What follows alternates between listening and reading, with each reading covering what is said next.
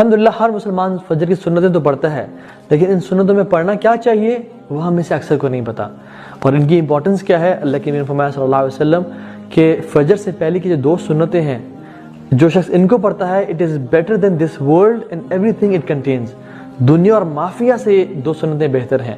اور اللہ کے نبی صلی اللہ علیہ وسلم کا رویہ ہمیں پتہ ہے کہ وہ سفر اور حضر، ٹریولنگ میں ہوں یا گھر پہ ہوں، ان سنتوں کو کبھی نہیں چھوڑتے تھے اور وتر کو بھی کبھی نہیں چھوڑتے تھے۔ اب اس میں پڑھنا کیا چاہیے؟ یہ اللہ کے نبی کی سنت ہے صلی اللہ علیہ وسلم کہ پہلی رکعت میں وہ قل یا ایھا الکافرون پڑھا کرتے تھے، اور دوسری رکعت میں وہ سورہ اخلاص پڑھا کرتے تھے۔ ہمیں سے اکثر سنتیں پڑھتے تو ہیں، لیکن شاید دونوں میں سورہ اخلاص پڑھ لی یا کوئی اور صورتیں پڑھ لی۔ رسول اللہ صلی اللہ علیہ وسلم کا یہ معمول تھا کہ فجر کی ان 2 سنتوں میں پہلی رکعت میں سورہ کافرون وچ از قل یا ایھا الکافرون، اور دوسری رکعت میں سورہ اخلاص وچ از قل هو اللہ احد پڑھا کرتے تھے۔ تو انشاءاللہ اللہ کے نبی کی ہر سنت میں خیر بھری ہوئی ہے، اور اگر ہم اللہ کے نبی کی سنتوں کی قدر کریں گے تو ذو العرش المجید فعال لما یرید، اللہ سبحانہ و تعالی ہماری لوگوں میں قدر کریں گے۔